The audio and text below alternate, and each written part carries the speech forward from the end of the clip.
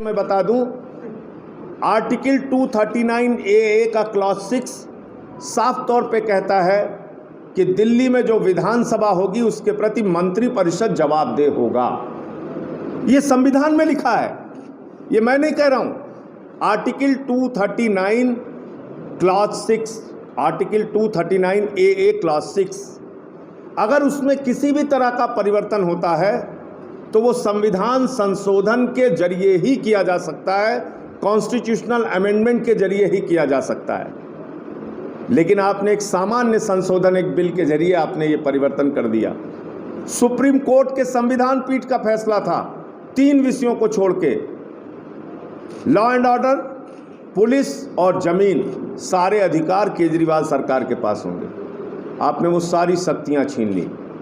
इससे साफ हो गया कि नरेंद्र मोदी जी को अगर किसी शख्स से डर लगता है तो उसका नाम है अरविंद केजरीवाल, अगर किसी मॉडल से डर लगता है तो उसका नाम है केजरीवाल मॉडल, अगर किसी पार्टी से डर लगता है तो उसका नाम है आम आदमी पार्टी, जो पूरे देश में अपना विस्तार कर रही है। मोदी जी के गढ़ में हम 27 सीटें जीत के आए, सूरत में। कल वहां हमारे पार्षदों को घसीट घसीट के मारा गया, एक महिला पार्षद को बर्बरता से मारा गया। ये हो रहा है हमारे साथ।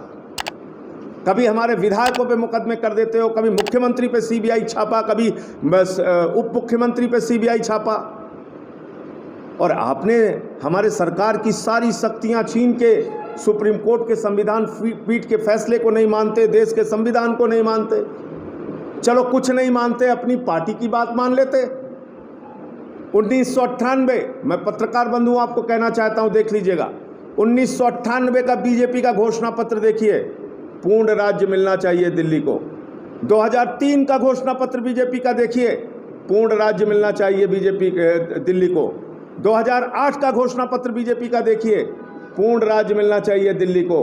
2013 का घोषणा पत्र बीजेपी का देखिए, पूर्ण राज्य मिलना चाहिए दिल्ली को। 2015 का घोषणा पत्र देखिए, पूर्ण राज्य मिलना चाहिए दिल्ली को। लाल कृष्ण आडवाणी जी, स्वर्गीय अटल बिहारी वाजपेयी जी, स्वर्गीय मदन लाल खुराना जी, स्वर्गीय साहेब सिंह वर्मा जी, इन सब ने पूर्ण राज्य देने की वकालत की। आप क्या कहते हैं? आप पार्लियामेंट में मजाक करते हैं, कहते हैं हम स्पष्टता चाहते हैं एलजी के अधिकार में और मुख्यमंत्री के अधिकार में। अरे आप तो पहले से ही स्पष्ट हैं कि दिल्ली को पूर्ण राज्य मिलना चाहिए। वही स्पष्टता आप दिल्ली के लिए ले आते कि जो हमारे पुरखों ने कहा हम उसको पूरा कर रहे हैं, दिल्ली को पूर्ण राज्य दे रहे हैं। आप पूर्ण राज्य देने के बजाय सारी शक्तियां छीनते हैं। ये बाबा साहब डॉक्टर भीमराव अंबेडकर के संविधान का अपमान है। ये दिल्ली में एक जनहित में काम करने वाली, फ्री बिजली, फ्री पानी, फ्री चिकित्सा, फ्री शिक्षा देने वाली सरकार का अपमान है। और इससे साबित हो गया कि केजरीवाल जी से, आम आदमी पार्टी से, उनके मॉडल से भारतीय जनता पार्टी और मोदी सरकार बौखलाई हुई है, घबराई हुई है, डरी हुई है। लेकिन हम रुकने वाले नहीं हैं। हम 5 राज्यों में 2022 में मजबूती से चुनाव लड़ेंगे। उत्तर प्रदेश हो, पंजाब हो, उत्तराखंड हो, गोवा हो, गुजरात हो, सभी राज्यों में बीजेपी का जमकर मुकाबला करेंगे। इसमें देखा कि जब नतीजे आते हैं तो प्रत्याशियों का एक पलटना तरीके से शुरू हो जाता है, क्योंकि जिला पंचायत अध्यक्ष का चुनाव होता है तो उसमें राजनीतिक दबाव में आके लोग कभी कभी पलट जाते हैं। तो आप कैसे इंश्योर करेंगे कि ये लोग आपके साथ रहें, या ये का इंश्योर करना? देखिए, आपको मालूम है कि मैंने सबसे पहले आदित्यनाथ जी ने जब कहा कि पंचायत का चुनाव सिंबल पर होगा और जिला पंचायत का अध्यक्ष का चुनाव डायरेक्ट जनता के वोट से होगा, ब्लॉक प्रमुख का चुनाव डायरेक्ट जनता के वोट से होगा, सबसे पहले आम आदमी पार्टी थी। और मैंने स्वयं प्रेस कॉन्फ्रेंस करके आदित्यनाथ जी के इस फैसले का स्वागत किया था। मैं आज पूछना चाहता हूं, आप किस प्रकार की भ्रष्ट संस्कृति को इसमें बनाए रखना चाहते हैं? किस दबाव में आदित्यनाथ जी आपने ब्लॉक प्रमुख और जिला पंचायत का अध्यक्ष का चुनाव डायरेक्ट पब्लिक से नहीं कराया और आप पीछे हट गए? किस दबाव में आपने जिला पंचायत का चुनाव सिंबल पर नहीं कराया, आप पीछे हट गए? आप उत्तर प्रदेश की जनता को बताइए। मैं आपसे सहमत हूँ, आपने बहुत ही सही बात कही, ये खेल होता है। और सत्ता के दबाव में कई बार जिला पंचायत के कैंडिडेट्स को जबरन मैंने देखा है, थानों में पकड़ के लेके जाते हैं एसएचओ, थानों में रखा जाता है कैंडिडेट्स को, दबाव बनाया जाता है उनका वोट लेने के लिए। ये सारे खेल होंगे। अब देखना ये है कि अपने आप को ईमानदार और अब नैतिकतावादी बताने वाली भारतीय जनता पार्टी चुनाव के परिणाम आने के बाद क्या करती है।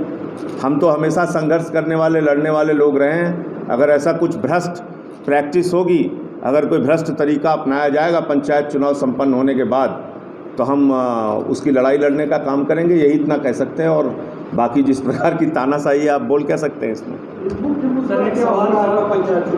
पंचायत चुनाव में देखिए, पंचायत की योजनाएं जितनी आती हैं, जिला पंचायत की सड़कों से लेके, उनके विद्यालयों से लेके, और जो भी योजनाएं हैं, बाज़ारों के ठेके से लेके, पशु बाज़ारों के ठेकों से लेके, तमाम तरीके की जो योजनाएं हैं जिसमें चरम पर भ्रष्टाचार है, पहला काम हमारा होगा, जहां हमारी जितनी ताकत होगी, संख्या कम हो ज़्यादा हो, हम उन योजनाओं को जनता के हित में ज़मीन पर सही ढंग से वो लागू हों, ये हमारी प्राथमिकता पंचायत के चुनाव के लिए होंगे। दूसरा, मुद्दों की बात जो आपने कही, मुद्दे निश्चित रूप से पंचायत से चुनाव से संबंधित तो होंगे, लेकिन दिल्ली का जो हमारा मॉडल है, फ्री बिजली, फ्री पानी, फ्री चिकित्सा, फ्री शिक्षा का केजरीवाल मॉडल, वो भी हम गांव-गांव में पहुंचाएंगे कि 22 में अगर आप उत्तर प्रदेश में आम आदमी पार्टी और अपना सपना पूरा करना चाहते हैं, तो आप इस मॉडल के ऊपर भी अपनी मोहर लगाइए। तो हम दोनों 22 के लिए और पंचायत के लिए, दोनों के लिए लोगों से अपील करेंगे।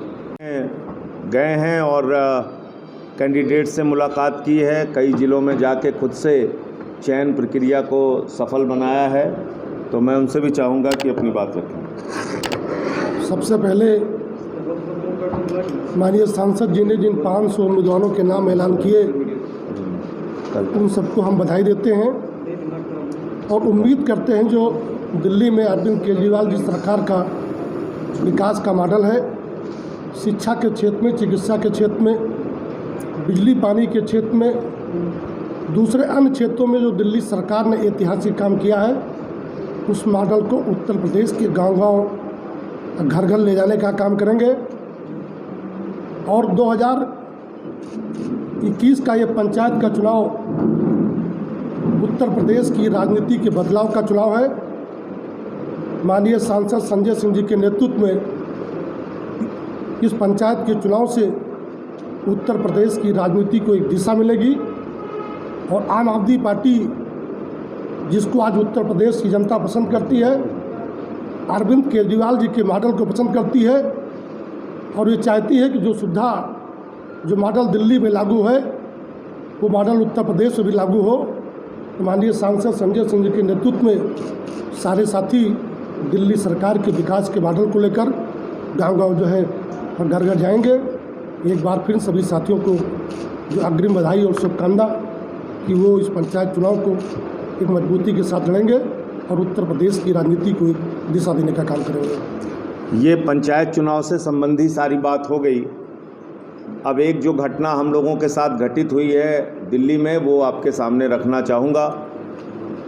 एक चुनी हुई सरकार जो 2 बार 90% से ज़्यादा सीटें जीत कर आती है, आम आदमी पार्टी 2015 में 67 सीट, 2020 में 62 सीट और उसके पहले 28 सीट 2013 में, इतने प्रचंड बहुमत से 2 बार जीतने के बाद जो पार्टी बिजली पे, पानी पे, चिकित्सा पे, शिक्षा पे, जनहित में तमाम काम कर रही है, और इतना ही नहीं, दिल्ली के बजट को हम लोगों ने 2 गुना किया। जब हम आए थे तो 30,000 करोड़ का बजट था, आज 62,000 करोड़ का बजट है। तो ऐसी पार्टी जो जनता के लिए इतना काम कर रही है, उसकी सरकार की सारी शक्तियां छीन के आपने एलजी को गवर्नमेंट बना दिया।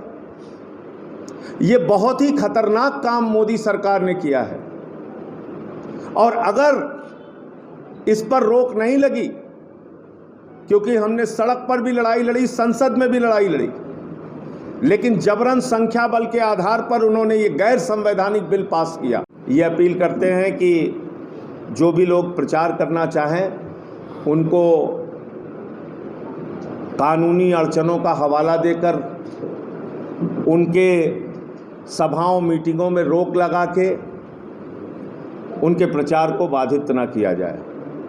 कल मैं सिद्धार्थनगर में गया था, मुझे वहाँ साथियों ने बताया अंतिम समय में मेरी सभा की परमिशन दी गई। अब जब आप अंतिम समय में सभा की परमिशन देंगे तब जनता से आदमी संपर्क करेगा, कैसे लोगों को इकट्ठा करेगा, कैसे अपनी सभा संपन्न करेगा। तो ये भी मैं अपील करूंगा कि ऐसा नहीं होना चाहिए। चुनाव लड़िए, और भारतीय जनता पार्टी ने तो अभी तक अपनी स्थिति स्पष्ट नहीं की है। वो समर्थित उम्मीदवार लड़ा रहे हैं, नहीं लड़ा रहे हैं, इस चुनाव में कर क्या रहे हैं। भारतीय जनता पार्टी के कैंडिडेट्स के साथ जो कुछ भी पश्चिमी उत्तर प्रदेश में हो रहा है, मैं ऐसा मानता हूँ नहीं होना चाहिए। किसी को मारना, पीटना, भगाना, उनके कपड़े फाड़ देना या उनके झंडे फाड़ देना, ये नहीं होना चाहिए, लेकिन हो रहा है। एक आक्रोश है किसानों में, गुस्सा है, एक नाराज़गी है। 120 दिन से ज़्यादा किसान का आंदोलन हो चुका, लेकिन केंद्र की सरकार उनकी बातों को सुनने के लिए तैयार नहीं है। देश की संपत्तियां बेची जा रही हैं, रेल बेचा जा रहा है, सेल बेचा जा रहा है, एयरपोर्ट बेचा जा रहा है, पोर्ट बेचा जा रहा है, BPCL बेचा जा रहा है, LIC बेचा जा रहा है, बैंक बेचा जा रहा है, कोल इंडिया बेचा जा रहा है, सड़क बेची जा रही है, बिजली बेची जा रही है, पानी बेचा जा रहा है, स्टेडियम बेचा जा रहा है, FCI के गोदाम बेचे जा रहे हैं, पूरा हिंदुस्तान बेचा जा रहा है। और इसीलिए मैं आदम गोडवी की लाइन पढ़ता हूँ इस सरकार के लिए कि जो डलहौजी ना कर सका वो ये हुक्काम कर देंगे, और कमीशन दे दो तो हिंदुस्तान को नीलाम कर देंगे। आज पूरे देश की नीलामी इस सरकार ने लगा दी है। हम लोग अपने बाप दादा पुरखों से ये सुनते आए कि पुरखों की संपत्ति जो बढ़ाता है वो सपूत कहलाता है, पुरखों की संपत्ति जो बेचता है वो कपूत कहलाता है। तो केंद्र में एक कपूत सरकार इस वक्त चल रही है जो देश की संपत्तियों को, 130 करोड़ लोगों की संपत्तियों को बेचने का काम कर रही है। उत्तर प्रदेश की अगर हम बात करें, आदित्यनाथ जी तमिलनाडु घूम रहे हैं, बंगाल घूम रहे हैं, केरल घूम रहे हैं, हैदराबाद चले जाते हैं प्रचार करने के लिए। मैं उनसे कहना चाहता हूं उत्तर प्रदेश पे भी ज़रा ध्यान दे दीजिए, उत्तर प्रदेश की ओर भी ध्यान दीजिए। ग्राम विकास अधिकारी के लिए जितने भी पद आप लोगों ने निकाले थे, उनका रिजल्ट घोषित होने के बाद आपकी सरकार ने उनके रिजल्ट को कैंसिल कर दिया। ये इतना बड़ा अन्याय उन बच्चों के साथ हुआ है। 2-3 बच्चों ने आत्महत्या कर ली, ये हालत कर दी आपने। आज कोई आपसे नौकरी मांगने के निकलता है, शिक्षा मित्र महिलाओं को, सुहागिन महिलाओं को सिर मुड़वाने पड़ते हैं, BTC के छात्राओं को लाठियां खानी पड़ती हैं। ग्राम विकास अधिकारी की नौकरी आपने कैंसिल कर दी, उनको आत्महत्या करनी पड़ती है। अपराधीकरण का आलम यह है कि आज हमीरपुर में एक बच्ची ने आत्महत्या की, अपने आप को जला लिया, आत्महत्या का प्रयास किया, इसलिए कि उसके साथ बदसलूकी हुई, छेड़खानी हुई, और उसको न्याय की उम्मीद नहीं आपसे। बच्चियां मर जा रही हैं, आपसे न्याय की उम्मीद नहीं है। तो आज उत्तर प्रदेश को जिस हालत में योगी जी ने पहुंचा दिया है, ये पहला मौका है विधानसभा चुनाव के पहले कि जब जिला पंचायत के चुनाव में जनता को अपने वोट की ताकत से भारतीय जनता पार्टी को सबक सिखाने का एक मौका मिलेगा। मैं समझता हूँ आदित्यनाथ सरकार के खिलाफ जो लोगों के मन में गुस्सा है वो इस चुनाव के माध्यम से जाहिर करेंगे। हमारे बीच क्या है, क्यों किया है मुझे नहीं मालूम, लेकिन जो भी है चुनाव कराने के लिए राज्य निर्वाचन आयोग की अपनी गाइडलाइन है, उसको हम सबको फॉलो करना है। जो समस्याएं अभी ज़मीन पर देखने को मिल रही हैं, हमारे कैंडिडेट्स जो बता रहे हैं कि फॉर्म की खिड़की एक है जिलों में, मैं आप लोगों के माध्यम से उत्तर प्रदेश की सरकार और राज्य निर्वाचन आयोग से अपील करना चाहता हूं और अनुरोध करना चाहता हूं कि इन समस्याओं पे आप ध्यान दीजिए। एक ही आपने फॉर्म देने की खिड़की बना रखी है, वहीं पे प्रधान, वहीं पे BDC, वहीं पे जिला पंचायत के लिए फॉर्म मिल रहे हैं, लंबी लाइनें लग जाती हैं, और जिन लोगों का ताल्लुक़ भारतीय जनता पार्टी से है वो लोग तो अपना प्रयास करके अधिकारियों से पीछे से बैकडोर से फॉर्म ले लेते हैं, लेकिन हम लोगों के कैंडिडेट जो हैं आम आदमी पार्टी के या दूसरी पार्टियों के या फिर निर्दलीय कैंडिडेट जो हैं, उनको बहुत कठिनाई हो रही है। और दूसरी बात मुझे ये समझ में नहीं आ रहा है, मुझे लगता है कि उत्तर प्रदेश के इतिहास में ये पहला पंचायत चुनाव होगा जिसमें 5 दिन प्रचार के लिए दिया गया। 5 दिन मात्र प्रचार के लिए दिया गया है। 11 तारीख को सिंबल मिल रहा है, 12 तारीख को आदमी अपने पोस्टर पर्चे छपवाना शुरू करेगा और 17 तारीख को शाम को प्रचार बंद हो जाएगा। 19 तारीख को पहले चरण का चुनाव है।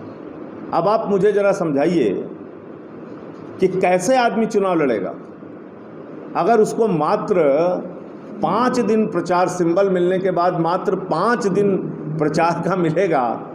तो मैं समझता हूं कि किस आधार पर चुनाव आयोग ने तय किया है कि इतने कम समय में एक जिला पंचायत का जिसके क्षेत्र में 20-20 गांव होते हैं, 50,000 से 60,000 वोट होते हैं, एक जिला पंचायत सदस्य कैसे अपना पूरा क्षेत्र कवर कर पाएगा, अपने मतदाताओं तक पहुंच पाएगा या अपना सिंबल पहुंचा पाएगा।